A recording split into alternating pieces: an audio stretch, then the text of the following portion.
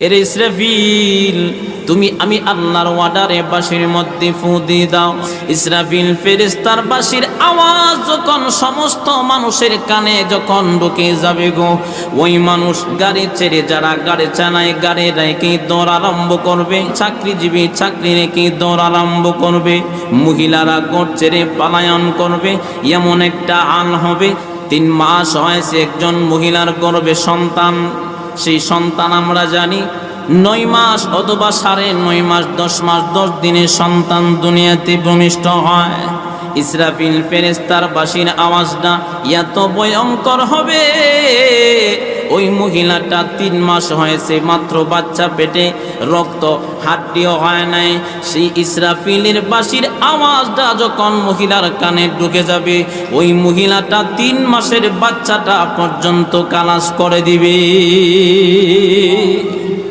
এমন কঠিন অবস্থা হবে, পাহাড় গলে উঠতে থাকবে, সাগরের ভিতরে ধাউ ধাউ করে আগুন জ্বলতে থাকবে, এমনকি টাওয়ার গুলো সবগুলি তোলার মতো উঠতে আরম্ভ করবে। মানুষ ঘর ছেড়ে পলায়ন করবে, নেতা তালাশ করবে কর্মীদেরকে, কর্মী তালাশ করবে নেতা কোথায় আছে, মা তালাশ করবে সন্তানকে, সন্তান তালাশ করবে মাকে, এমনকি স্ত্রী তালাশ করবে স্বামীকে, স্বামী তালাশ করবে স্ত্রীকে। ওই সময় কেউ কারো চিন্তায় থাকবে না, যার যার চিন্তায় যাই যাই পেরেশান। এমন হাল যখন হয়ে গেছে, মহান আল্লাহ পাকের ওয়ার্ডারে ইসরাফিল ফেরেশতা আবার দ্বিতীয় বাঁশির ভিতরে ফু দিয়ে দিবি। জোরে বলেন না আল্লাহু আকবার। আল্লাহ পাক সূরাতুল জিলজালের ভিতরে বলতেছেন, ইযা জুলজিলাতিল আরদু জিলজালাহা ওয়া আখরাজাতিল আরদু আসকালাহা। আল্লাহ পাক বলেন, এই পৃথিবী যখন কম্পনে প্রকম্পিত হবে, এমনকি ইযা জুলজিলাতিল আরদু জিলজালাহা ওয়া আখরাজাতিল আরদু আসকালাহা, এই পৃথিবীর জমিনের ভিতরে যত সম্পদ আছে সব সম্পদ জমিন উপরে উঠায়া দিবে।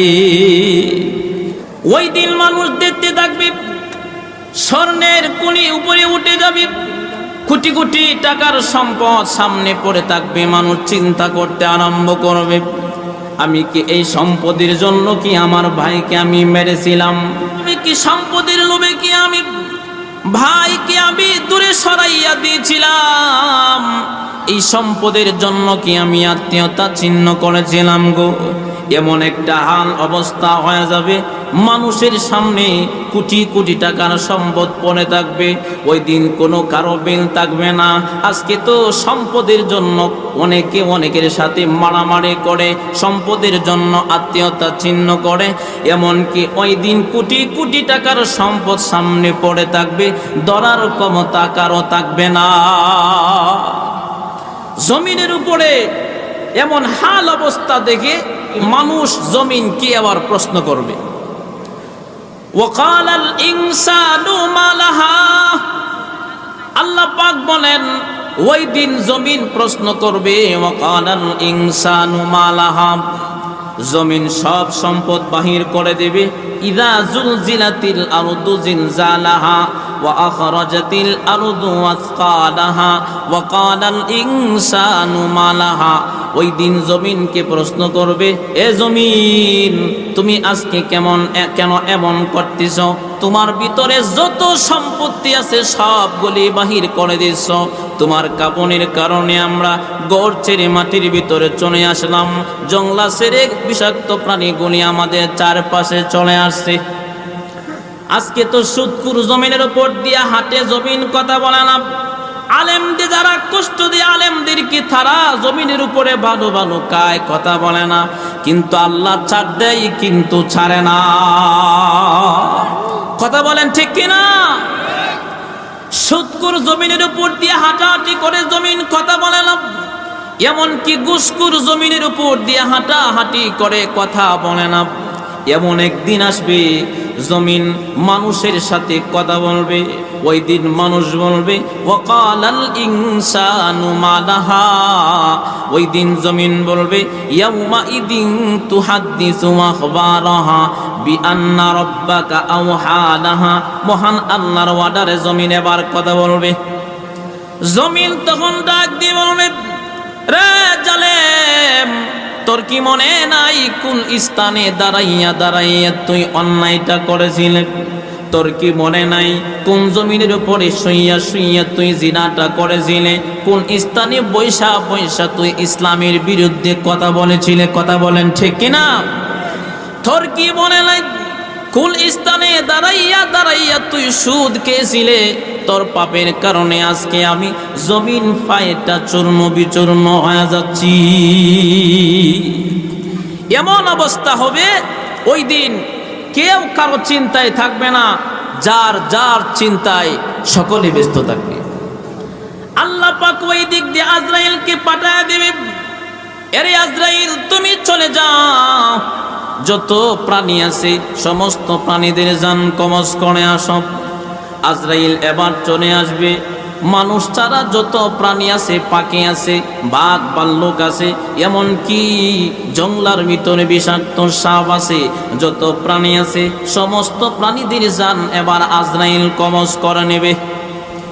আল্লাহ পাকের সামনে গিয়া দাঁড়ায় যাবে।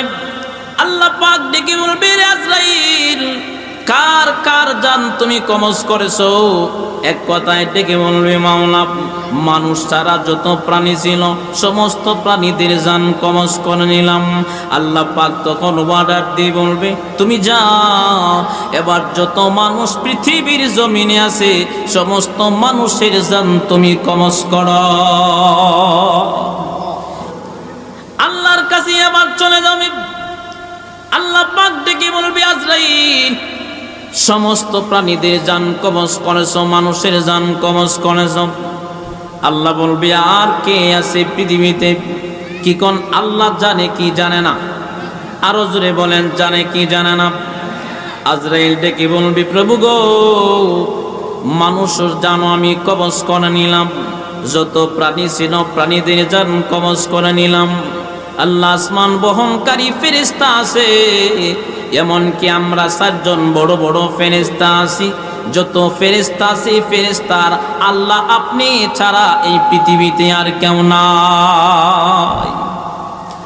আল্লাহ তখন অর্ডার দিয়ে বলবে, যাও তুমি সমস্ত ফেরেশতাদের জান কবজ করে আনো। সমস্ত ফেরেশতাদের জান কবজ করে মহান আল্লাহর কাছে আজরাইল গিয়ে বলবে, প্রভু গো, আপনার অর্ডারে আমি সমস্ত ফেরেশতাদের জান কবজ করলাম। আল্লাহ পাক তখন বলবে, এখন কে কে বাকি আছে? ওগো মালিক, আপনি আছেন আর আমরা 4 জন বড় বড় ফেরেশতা আছি। আল্লাহ পাকের সামনে ডেকে বলবি, আমি আজরাইল আছি, ইসরাফিল ফেরেশতা, এমনকি মিকাইল আর জিবরাইল, আমি আজরাইল 4 জন ফেরেশতা আছি। আল্লাহ পাক তখন বলবে, যাও তুমি ছাড়া 3 জন বড় বড় ফেরেশতার জান কবজ করো। এরে আমার যুবক ভাইরা, মনোযোগ দিয়া শুনেন। ও বাবাজিরা, আমার মা বোনেরা, এবার মনোযোগ দিয়া শুনেন। আজরাইল 3 জন 3 জনের জান কবজ করে মহান আল্লাহ পাকের সামনে চলে যাবে। এখন বলেন তো দেখি, এই পৃথিবীতে আল্লাহ আর আজরাইল ছাড়া কেউ আছে নাকি? কথা বলেন, কেউ আছে? আল্লাহ পাক তখন বলবে, আজরাইল, কে আর এখন বাকি আছে? আজরাইল তখন ডেকে বলবে, আল্লাহ আপনি আছেন আর আমি আজরাইল আছি। আল্লাহ পাক তখন বলবে, ইয়া হাদা মালাকুল মাউত। আল্লাহ পাক বলবেন, তুমি মরে যাও। অন্য এক বর্ণনায় আছে, আজরাইলকে তখন আল্লাহ পাক বলবে, তোমার জান তুমি আজরাইল নিজে কবজ করো। আজরাইল নিজে তার জান নিজে কবজ করবে। এমন একটা চিৎকার মেরে দিবি, আল্লাহর রাসূল বলেন, ইসরাফিল যে সিংহার ভিতরে ফু দিলেন, আজরাইল নিজের জান নিজে কবজ করার সময় এত বড় জোরে একটা চিৎকার মেরে দিবে, ইসরাফিলের বাঁশি লাগতো না মানুষ ধ্বংস হওয়ার জন্য। আজরাইল যে চিৎকারটা দিবে, ওই চিৎকার যদি মানুষ দুনিয়ার সবাই শুনতো, সবাই কলিজা ফাইটা মারা যেত।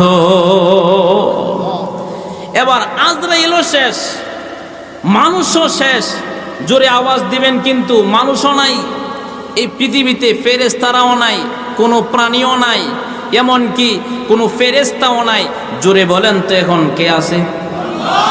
আরো জোরে বলেন কে আছে? ক্ষমতা বাংলা কই আসেনি? কথা কয় না, আছে নাকি? পৃথিবীতে কোনো মানুষ এবার নাই, ফেরেশতারাও নাই, এমনকি কোনো বিষাক্ত সিংহ, এমনকি বাঘ বান্ন কোনো প্রাণী জমিনে নাই, কি আজরাইলও নাই। শুধুমাত্র আছেন আমার আপনার মালিক আল্লাহ। আল্লাহ পাক ওই দিন ডেকে বলবে, কোথায় বড় বড় পাহাড়, এমনকি কোথায় বড় বড় কোটিপতিরা, যারা ক্ষমতা পাইয়া আমার পিয়ারা বান্দাদেরকে তোমরা কষ্ট দিতা? কথা বলেন ঠিক কিনা? কারো কোনো জবাব নাই। ও যারা তোমরা নির্যাতন করতেছো আলেমদেরকে, তাদেরকে আমি বলতে চাই, আজকে যদি নিরপরাধ আলেমদেরকে যারা কষ্ট দেন, আজকে আমাদের হাতে কোনো কিছু নাই বেদায় কিছু করতে পারে না, কিন্তু একদিনের অপেক্ষায় আছি, সেই দিন হচ্ছে মহান আল্লাহ পাকের সামনে। জোরে বলেন ঠিক কিনা? আল্লাহ পাক ওই দিন ডেকে বলবে, কোথায় বড় বড় সাগর পাহাড়, কোথায় বড় বড় টাওয়ার, এমনকি কোথায় এর প্রতাপশালীরা, কোথায় তোরা ক্ষমতার জন্য তোরা কত না কিছু করতে, এমনকি তোমার এমন ক্ষমতা ছিল, তোমার নাম শুনলে মানুষ তর্ক করে কাঁপত, তোমার বিরুদ্ধে কোনো কিছু বলতে পারত না। মহান আল্লাহ পাক এমন করে বারবার বলার পরে কোনো আওয়াজ আসবে না, তখন মহান আল্লাহ পাক ডেকে বলবে, ক্ষমতা কর্তা, আজকে কোথায় তোমরা ক্ষমতার মালিক? জুড়ে বলেন কোনো আওয়াজ আসেনি? ওই দিন আল্লাহ পাক নিজে বলবে, কোনো আওয়াজ নাই, বারবার ডাকতে আরম্ভ করবে, কোনো আওয়াজ নাই। আল্লাহ পাক নিজেই তখন তার কুদরতি কণ্ঠ দ্বারা বলবে, লিমানিল মুলকুল ইয়াউম লিল্লাহিল ওয়াহিদিল কাহ্হার, সমস্ত রাজত্বর মালিক। জুড়ে বলেন কার হাতে? এবার আল্লাহ পাক তখন ইসরাফিল ফেরেশতাকে আবার জীবিত করবে 3 নম্বর ফু দেওয়ার জন্য। 3 নম্বর ফু দেওয়ার জন্য আল্লাহ পাক ইসরাফিলকে কুন ফায়াকুন, আল্লাহ যা বলে তাই হয়ে যায়। ইসরাফিল ফেরেশতাকে মহান আল্লাহ এবার জীবিত করে বলবে, এরে ইসরাফিল, তোমার আরেকটা দায়িত্ব বাকি আছে। আমি আল্লাহর ওয়ার্ডারে তুমি 3 নম্বরে আরেকটা বাঁশির মধ্যে সিংহার ভিতরে ফু দিয়ে দাও, কারণ আমি পৃথিবীর সমস্ত মানুষদেরকে আমি আবার জিন্দা করতে চাই। সুবহানাল্লাহ বিহামদিহি। ইসরাফিল ফেরেশতা আবার জীবিত হয়ে আবার সিংহার ভিতরে ফু মেরে দিবে। বাঁশি যখন বাজায় দিবে, সমস্ত মানুষ এবার কোমর থেকে উঠতে আরম্ভ করবে। সুবহানাল্লাহ বলবেন না? কি কোন উঠতেন না আপনারা? কথা কই না, উঠবেন না আপনারা? কে কে উঠবেন না? হাত তোলেন তো। আপনি উঠবেন না নি? না মানে বলে ফেলছে আর কি। আসলে উঠতে সবাই রাজি, যারা নাস্তিক তারা উঠতে চায় না। কথা বলেন ঠিক না? আমরা বলতে চাই তাদের ভিতরে হাসরের ময়দানে উঠতে হবে, আল্লাহর সামনে হিসাব দেওয়া হবে, এই চিন্তা নাই। তাই আলেমদেরকে মৌলবাদ আর জঙ্গিবাদ বলে। জোরে বলেন ঠিক না? সত্যের পক্ষে গান গাই বলে আমি বিদ্রোহী, সত্যের পথে ডাকে বলে আমি বিপ্লবী, কোরআনের কথা বলি তাই বলে আমাকে মৌলবাদী, জিহাদের কথা বলি তাই বলে আমাকে জঙ্গিবাদী। কেন বিদ্রোহী বিপ্লবী মৌলবাদী, কেন জঙ্গিবাদী? আমি বিদ্রোহী বিপ্লবী মৌলবাদী, কেন জঙ্গিবাদী? কি মনে করে ওই হনুমান, দাড়ি টুপি দেখলেই তালেবান? আওয়াজ দিতে দিব, কথা কন ঠিক না বেঠিক? কি মনে করে ওই হনুমান, দাড়ি টুপি দেখলেই তালেবান?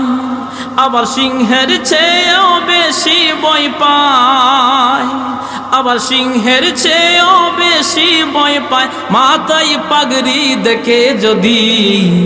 জোরে বলেন ঠিক কিনা? বিদ্রোহী বিপ্লবী মৌলবাদী, কেন জঙ্গিবাদী? আমি বিদ্রোহী বিপ্লবী মৌলবাদী, কেন জঙ্গিবাদী?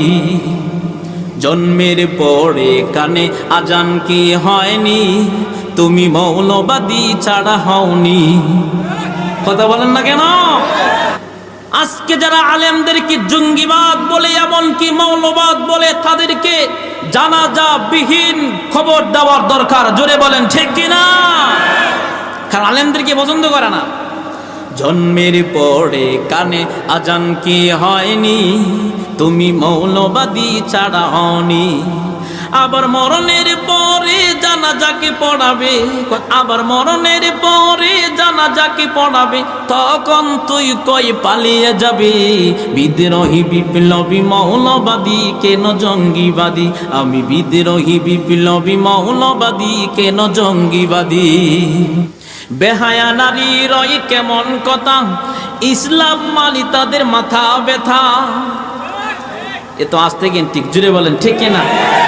বেহায়া নারীর ওই কেমন কথা, ইসলাম মানি তাদের মাথা ব্যথা। আবার পর্দার কথা যদি বলি, আবার পর্দার কথা যদি বলি, আমি হয়ে যাই ফতুয়াবাজি। বিদ্রোহী বিপ্লবী মৌলবাদী কেন জঙ্গিবাদী, বিদ্রোহী বিপ্লবী মৌলবাদী কেন জঙ্গিবাদী। সত্যের পক্ষে গান গায়ে বলে আমি বিদ্রোহী, সত্যের পথে ডাকি বলে আমি বিপ্লবী। কোরআনের কথা বলি তাই বলে আমাকে মৌলবাদী, জিহাদের কথা বলি তাই বলে আমাকে জঙ্গিবাদী। কেন বিদ্রোহী বিপ্লবী মৌলবাদী কেন জঙ্গিবাদী, কেন বিদ্রোহী বিপ্লবী মৌলবাদী কেন জঙ্গিবাদী।